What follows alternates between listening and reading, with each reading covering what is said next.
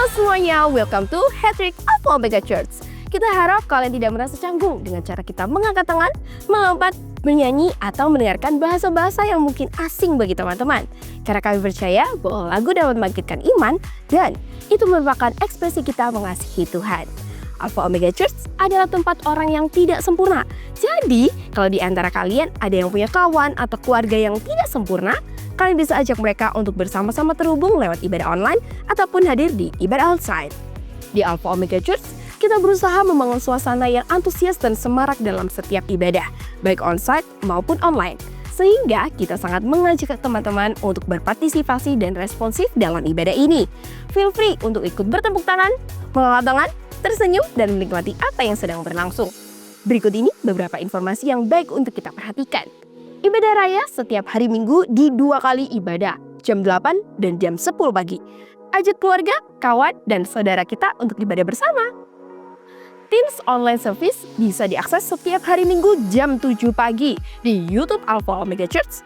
Kalian bisa like, komen, share link kepada kawan dan saudara kalian. AOC Family di AOC DPU hari Minggu tanggal 22 Februari 2026, kita akan mengadakan special Sunday service bersama Pastor Juan Mogi. Ibadah ini akan menjadi waktu yang penuh dengan hadirat Tuhan, firman yang menguatkan, dan worship yang memberkati. Jangan lewatkan kesempatan ini, ajak keluarga, teman, dan orang terdekatmu untuk bersama-sama beribadah dan bertumbuh di dalam iman. See you there! Siap-siap ya, karena kita bakal punya acara yang seru, penuh cinta, tawa, dan kebersamaan. Tanggal 28 Februari 2026 jam 6 sore, ada acara Valentine's Games Night. Nah, acaranya itu ada permainan seru, hadiah yang menarik, dan momen kebersamaan yang nggak boleh kamu lewatkan. Datang sendiri boleh, tapi bareng pasangan makin seru nggak sih? Bareng teman-teman juga makin rame. Yuk, ajak teman-temanmu dan jangan sampai ketinggalan. Catat tanggalnya, pasang alarmnya, dan siap-siap buat malam Valentine yang tak terlupakan. Sampai jumpa di Valentine Games! Itu saja pengumuman yang bisa aku sampaikan. Enjoy the rest of the service. God bless you. Halo semuanya, welcome to Chin Online Service Alpha Omega Church. Senang bisa bertemu kembali di kesempatan yang baik ini. Dan saya berdoa buat kita semua anak-anak muda Tuhan, Anda diberkati oleh Tuhan. Dan kali ini kita akan membahas tentang satu topik yang sangat luar biasa, yaitu mengasihi yang tidak tergembalakan. Mengasihi yang tidak tergembalakan. Teman-teman anak muda yang dikasihi oleh Tuhan, hari ini banyak orang kelihatannya baik-baik saja, tapi sebenarnya hidupnya lagi bingung arah. Terlihat aktif di medsos, kelihatan mereka nongkrong di jalanan, mereka tertawa, tapi nggak ada yang nuntun. Dan tidak ada yang benar-benar peduli sama hidup kerohanian mereka. Mereka itu seperti ini. Seperti anak bebek yang kehilangan induk. Jalan sendiri, ikut kemana yang ramai. Asal ada yang ngajak, mereka gampang terikut. Nah bayangin ya, seekor induk ayam bisa merawat anak bebek. Jalannya bebek ini beda, gayanya juga berbeda. Bahkan ketika anak bebek ini terjun ke sungai atau ke air, apakah induk ayam ikut berenang? Tentu tidak. Kalau dia ikut berenang, dia bisa mati. Tapi yang luar biasanya, induk ayam itu tetap terjaga dan tetap dia menghangatin anak bebek itu. Dia melindungi sebisa yang dia bisa lakukan.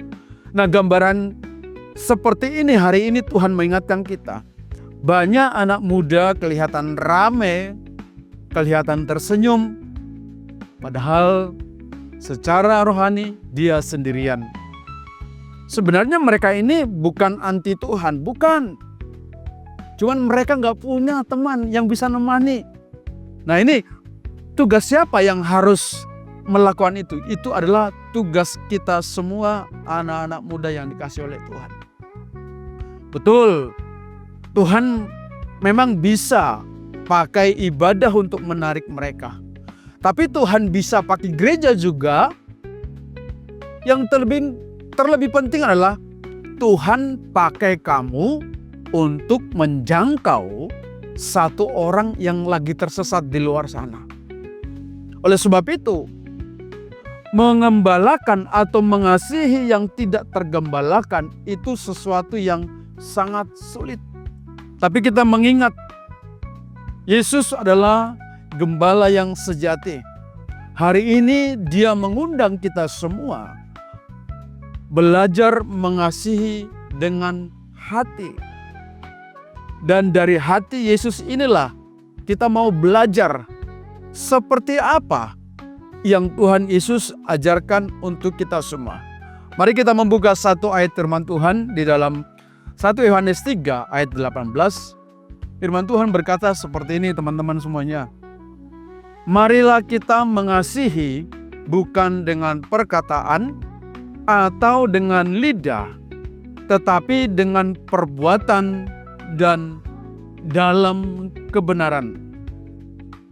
Ayat ini jelas banget ya.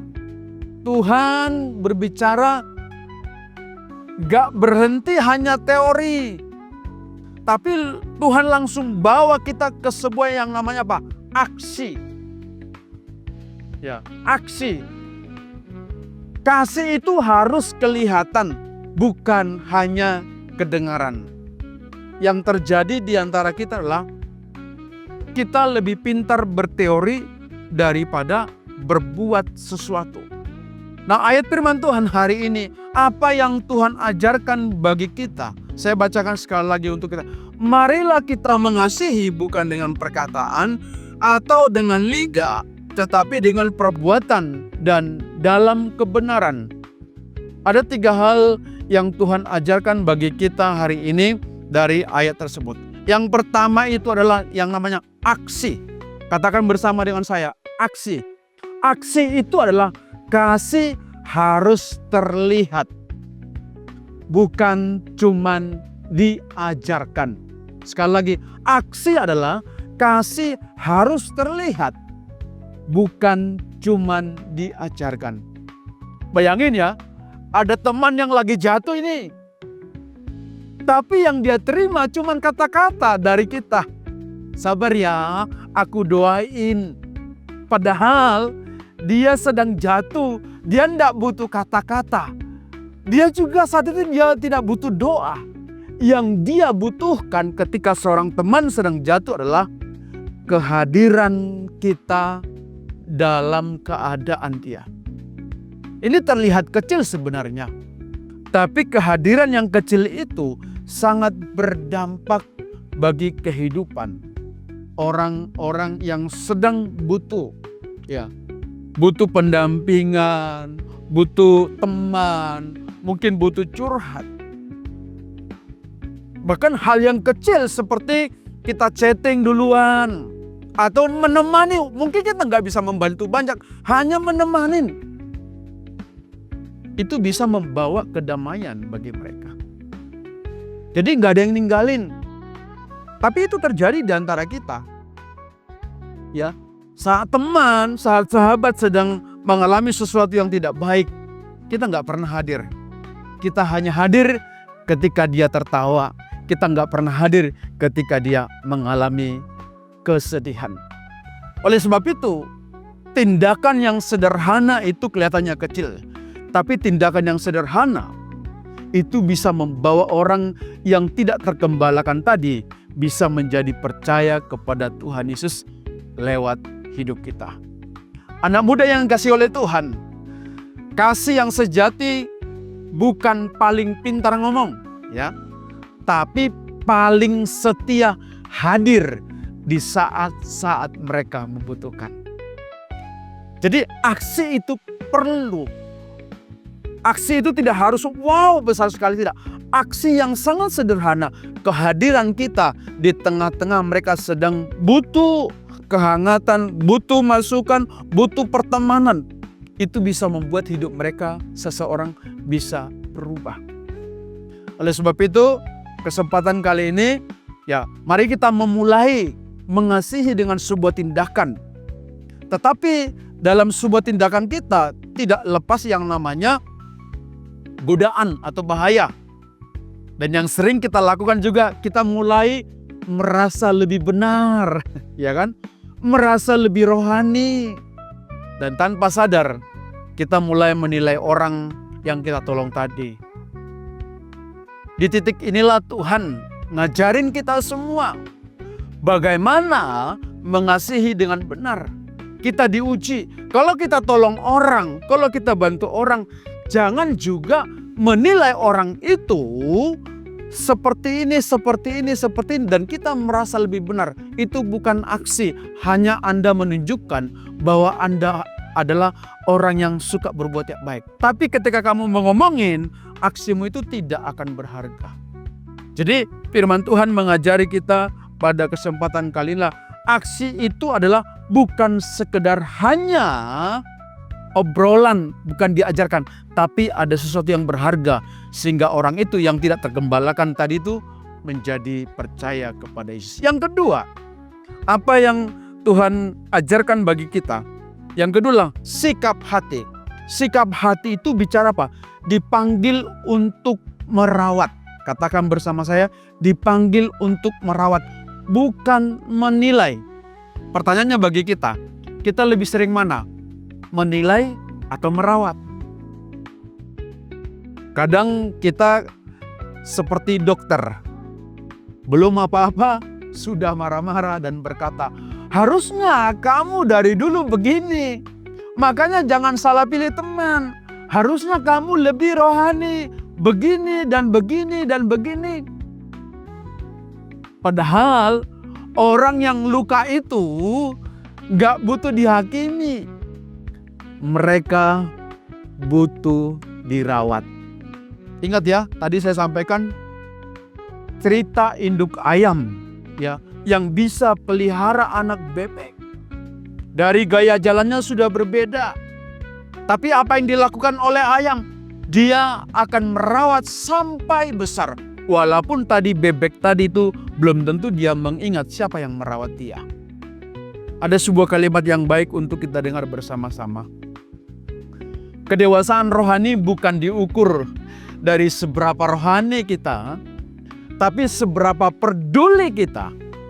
Dan kedewasaan rohani bukan soal seberapa benar kita, tapi seberapa sabar kita merawat orang lain yang sedang mengalami luka. Luka ini ada bermacam-macam. Mungkin luka disakiti dan lain sebagainya. Kita perlu ada hadir di sana supaya mereka itu boleh merasakan kasih Tuhan. Oleh sebab itu, kesempatan kali ini saya mengingatkan kita semuanya. Stop kebiasaan kita. Kebiasaannya apa? Gampang menilai, ya kan? Cepat menghakimi, sibuk bandingin orang dan lain sebagainya. Ada waktu menegur, itu penting. Tapi lebih penting adalah bagaimana merawat supaya luka mereka itu sembuh dan pada akhirnya mereka bisa bertumbuh dan mengenal Yesus. Karena orang yang terluka itu nggak butuh hakim. Mereka butuh seseorang yang mau merawat sampai sembuh. Oleh sebab itu yang dikasihi oleh Tuhan, sikap hati ini penting untuk kita pelihara. Saya mau tanya buat kita semua, menurut Anda mengampuni orang yang menyakiti Anda itu bisa nggak kita lakukan? Sangat sulit. Tapi firman Tuhan mengajari kita, kalaupun ada yang menyakiti kita, Anda harus belajar untuk mengampuni mereka, walaupun mereka menyakiti kamu. Itulah gunanya mengasihi yang tidak tergembalakan. Nah, tindakan itu juga tidak hanya dilakukan pada saat-saat tertentu. Masalahnya banyak dari kita terlalu cepat merasa puas. Kita pernah peduli terhadap seorang sekali saja, kita merasa sok jumawa. Kita pernah menemani sebentar saja, kita merasa paling oke. Lalu kita merasa tugas kita udah selesai. No. tugas itu harus dilakukan secara kontinu. Karena apa? Kasih Tuhan juga nggak pernah setengah-setengah loh teman-teman semuanya. Tidak pernah setengah-setengah. Dia akan melakukan dengan setulus hati dan secara konsisten. Katakan bersama saya, konsisten. Mengampuni yang menyakiti tadi saya sampaikan itu sulit. Ya, apalagi seorang sahabat kalau pernah difitnah oleh temannya sendiri, ia sangat sakit hati. Tapi orang itu bisa datang dan berkata, "Aku tidak mau kehilangan damai sejahtera karena kebencian dalam diriku." Ini yang bicara tentang kasih itu bukan melihat siapa lawan kita, siapa yang kita kasih, tapi itu timbul secara spontanitas dari hati kita. Karena itu yang Tuhan ajari. Oleh sebab itu, anak-anak muda yang dikasih oleh Tuhan dan kita semua yang melihat channel ini, mari kita mengampuni meskipun hubungan kita tidak langsung pulih. Sikap hati perlu dijaga, rendah hati. Lebih baik memilih damai sejahtera daripada menangin ego kita. Karena ego kita pasti akan membawa kita lebih jauh, tidak membangun sebuah hubungan. Dan yang ketiga, apa yang Tuhan ajarkan bagi kita kesempatan kali ini? Tadi saya sudah singgung, konsistensi. Konsistensi itu adalah kasih yang aktif, bukan teoritis. Bukan teoritis. Ya, kadang-kadang kita cuma lakuin satu kali dianggap selesai, tadi sudah saya singgung. Ini menjadi kelemahan kita semua. Coba bayangin ya, kalau kita dikasih makan satu kali dalam seminggu, lalu orang mengatakan, "Tenang saja, aku peduli kok." Kira-kira peduli mereka itu kita bisa kenyang nggak? Ya enggak lah. Begitu juga dengan kasih. Kasih itu nggak bisa sekali lalu semuanya selesai. Tapi kasih itu adalah aktif, terus menerus. Kalau saudara nanti setelah lihat channel ini, Anda bisa baca dalam Lukas 15 ayat 4-7 bicara tentang domba yang hilang. Apa yang dilakukan Yesus di sana? Yesus, gembala itu ninggalin 99 bukan karena yang 99 tadi itu nggak penting. Tapi yang dia lakukan adalah yang satu nggak boleh ditinggal sendirian. Dia mencari yang hilang itu, bukan tidak peduli yang 99. Dan ini memberikan gambaran bagi kita semua. Memang kasih itu repot, ya kan? Kasih itu akan selalu keluar dari zona nyaman. Maka kasih itu inisiatif, tidak boleh dipaksa. Karena kalau dipaksa itu tidak akan memberikan efek apa-apa. Jadi kasih yang aktif itu kayak haus, ya. Haus itu nggak nunggu jam, ya kan? Haus itu nggak nunggu jam berapa dulu, enggak. Haus itu enggak menunggu hari, enggak. Ketika kita haus, kita spontanitas akan mencari air minum. Untuk apa? Mendahagakan tenggorokan kita. Begitulah seharusnya. Kasih itu tidak menunggu jam. Kasih itu tidak menunggu hari. Tapi bagaimana itu menjadi gaya hidup kita. Ketika itu kita lakukan, mengasihi orang yang tidak tergembalakan, kasih sejati tidak menunggu orang datang, tapi berani menjemput. Jadi, teman-temanku yang dikasihi oleh Tuhan, kalau kasih kita kelihatan, kalau kasih kita merawat, dan kalau kasih kita aktif, maka orang-orang yang tidak tergembalakan di luar sana bisa digembalakan lewat siapapun. Lewat siapapun. Dan di sini Tuhan mempercayakan peran itu kepada kita semua. Bukan sebagai penonton yang peduli dari jauh saja, tapi jadi orang yang mau konsisten mengasihi. Supaya yang tadi yang tidak tergembalakan itu akhirnya mereka bisa menemukan arah yang tepat. Sekali lagi saya mengingatkan termasuk diri saya, hari ini kita belajar satu hal penting. Mengasihi orang yang tidak tergembalakan itu memang gak mudah. Tapi itu panggilan untuk setiap kita yang percaya kepada Yesus. Kasih bukan soal aksi sesaat, bukan juga soal merasa paling benar, tapi soal konsistensi dan sikap hati itu. Kasih itu aktif, kasih itu konsisten, dan kasih itu merawat, bukan menilai seperti apa yang dilakukan oleh seekor induk ayam. Dan lewat hidup kita, Tuhan mau menunjukkan masih ada orang yang peduli, masih ada kasih yang nyata, dan masih ada harapan. Kadang memang kita mikir gini, teman-teman semua anak muda yang kasih oleh Tuhan. Aku kan masih muda, aku kan gak pernah ke gereja, aku kan gak pernah baca Alkitab. Stop! Semua Tuhan bisa pakai, asalkan kita mau. Firman Tuhan katakan dalam 1 Timotius 4 ayat 12. Jangan seorang pun menganggap engkau rendah karena engkau masih muda. Kadang-kadang anak-anak muda itu mundur. Tapi firman Tuhan mengajarkan, jangan seorang pun menganggap engkau rendah karena engkau muda. Artinya apa teman-teman? Tuhan gak nunggu kita sempurna. Tuhan pakai siapa saja termasuk anak muda yang mau peduli terhadap jiwa-jiwa yang sedang tersesat di luar sana. Kita bisa semua menjadi gembala.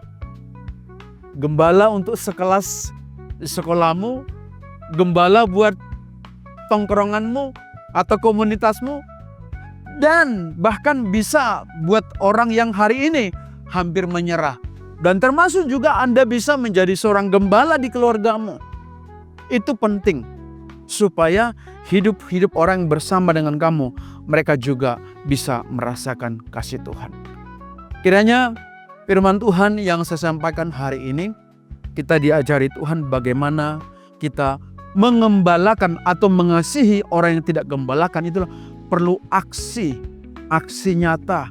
Yang kedua, sikap hati yang tidak menghakimi, tapi bagaimana kita merawat.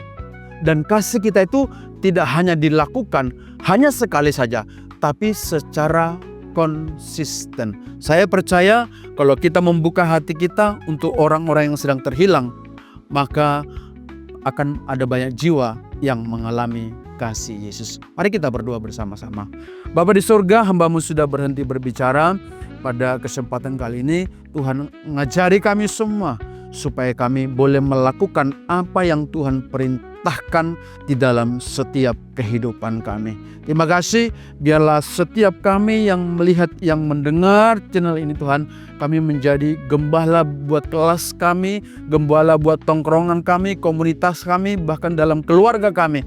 Kami ingin menjadikan hidup mereka juga lewat keberkatan, lewat kasih Tuhan. Kami boleh bersama-sama bertumbuh di dalam kasih Tuhan.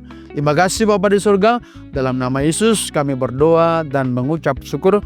Katakan bersama saya, amin. Tuhan Yesus memberkati kita semuanya.